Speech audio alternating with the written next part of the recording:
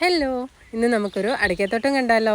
ഇത് വേറെ ആരുടെ അല്ല കേട്ടോ, നമ്മുടെ തന്നെ സ്ഥലമാണ്. പപ്പ എടുത്തേക്കുന്ന വേറൊരു സ്ഥലമാണ് കേട്ടോ ഇതിപ്പോൾ എടുത്തിട്ട് ഒത്തിരി വർഷമായേ. ഇവിടെ അടയ്ക്കയാണ് കൂടുതലും വെച്ചേക്കുന്നത്. പിന്നെ റബ്ബറും വെച്ചിട്ടുണ്ട്. എന്നാലും കൂടുതലും അടയ്ക്കത്തോട്ടമാണ് ഇവിടെ ഉള്ളത്. വലിയ അടയ്ക്കയുണ്ട്, പിന്നെ ചെറിയ അടയ്ക്കയും വെച്ചിട്ടുണ്ട്. അതുകൊണ്ട് ഇതൊക്കെ പുതിയതായിട്ട് ഈയിടെ വെച്ച അടയ്ക്ക തൈകളാണ്. പിന്നെ ഇപ്പുറത്തെ സൈഡിലായിട്ടുള്ളത് ഫുള്ള് ഇപ്പോൾ ആദായം ഇരിക്കുന്ന അടയ്ക്ക മരങ്ങളാണ് കേട്ടോ. ഇതിൻ്റെ അകത്ത് വലിയ അടയ്ക്ക മരങ്ങളും ഉണ്ട്, ചെറുതും ഉണ്ട്. എല്ലാം ഇപ്പോൾ ആദായം കിട്ടിക്കൊണ്ടിരിക്കുന്നതാണ്. നല്ല വരുമാനം കിട്ടിക്കൊണ്ടിരിക്കുന്ന ഒരു തോട്ടമാണ് ഇത്. അപ്പം ഞാൻ വീട്ടിൽ വന്നപ്പോൾ ജസ്റ്റ് ഈ തോട്ടമൊക്കെ ഒന്ന് കാണാൻ വേണ്ടി അവിടെ പോയതാണ്. എല്ലാവരും ഉണ്ട് കേട്ടോ, പപ്പയും മമ്മിയും ഞങ്ങളെല്ലാവരും ഉണ്ട്.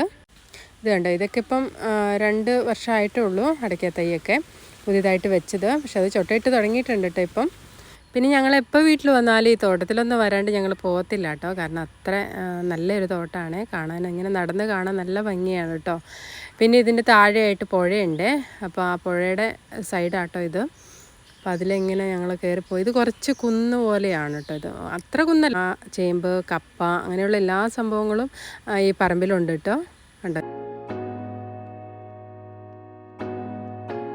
അപ്പോൾ ഇത് അവിടെ അടയ്ക്ക കൊണ്ടുപോകാനായിട്ട് ആൾ വന്നിട്ടുണ്ടായിരുന്നു. അപ്പോൾ പപ്പ ഇതെല്ലാം കണക്ക് കൂട്ടി എല്ലാം കൊടുത്തു വിടും. സോളാറുണ്ട്. പിന്നെ ഇത് പോപ്പരിയാണ്. ഇത് റെഡിമെയ്ഡ് നല്ല പോപ്പരിയാണ് കേട്ടോ.